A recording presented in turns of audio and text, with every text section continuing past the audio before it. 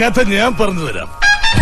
മുഴുവൻ കഥ പറയണമെങ്കിൽ 2 തലമുറയുടെ കഥ പറയേണ്ടി വരും. അത് തന്നെയാണ് എനിക്ക് കേൾക്കേണ്ടത്. ഞങ്ങളുടെ അപ്പൂപ്പന് 2 ആൺമക്കളായിരുന്നു, പത്മനും കുമാരൻ. പത്മൻ വെളുത്തു സുന്ദരൻ, കുമാരൻ വല്യച്ഛൻ ജന്മനാ മന്ദനായിരുന്നു. മന്ദനോ? ആ, കണ്ണിന് കാഴ്ചയില്ലാത്ത ആള്, ഐ മീൻ ബ്ലൈൻഡൻ. അങ്ങനെ കുമാരൻ വല്യച്ഛൻ നിശാഗന്ധി ഓഡിറ്റോറിയത്തെ അല്ല, നിശാഗന്ധി അമ്മൂമ്മയെ കല്യാണം കഴിച്ചു. അച്ഛൻ പത്മൻ കുഞ്ചിയമ്മയെ കല്യാണം കഴിച്ചു. കുഞ്ചിയമ്മക്ക് 5 മക്കളായിരുന്നല്ലോ. 5ാമനോന് കുഞ്ചു ഞാനായിരുന്നു. കുമാരൻ വല്യച്ഛനെ 101 മക്കൾ. ഗോവിന്ദണ്ണം പോയി ലതിക ചേച്ചിയെ കല്യാണം കഴിച്ചു. അങ്ങനെ നമ്മൾ 5 പേരും ലതിക ചേച്ചിയും കൂടി സുഖമായിട്ട് ജീവിച്ചു. പക്ഷേ പ്രശ്നം അവിടെ ഒന്നുമല്ലായിരുന്നു. ചീട്ടുകളിയിലാണ് യഥാർത്ഥ പ്രശ്നം തുടങ്ങിയത്. അവരും നമ്മളുമായിട്ട് എപ്പോഴും ചീട്ടുകളിയായിരുന്നു. കളിയോട് കളി, മുടിഞ്ഞ കളി, പിണ്ടാറക്കളി.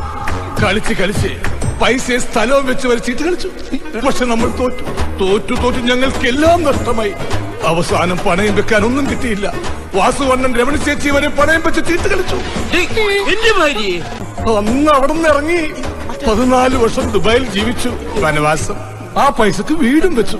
അപ്പൊ അമ്മാവന്മാരെല്ലാം വീണ്ടും പ്രശ്നത്തിൽ വന്നു. അവസാനം യുദ്ധമായി. യുദ്ധത്തോട് യുദ്ധം, അടിയോടടി, മുടിഞ്ഞടി. കുത്തരിക്കണ്ട മൈതാനത്തിൽ എന്റെ പൊന്നോ പൊരിഞ്ഞടി. അടിയിൽ നമ്മുടെ അപ്പൂപ്പൻ അമ്പ് കൊണ്ട് വീണു.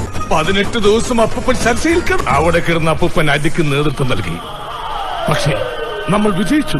അങ്ങനെ ഈ വീട് സ്ഥലവും നമുക്ക് സ്വന്തമായി. ഇതാണ് നമ്മുടെ കഥ.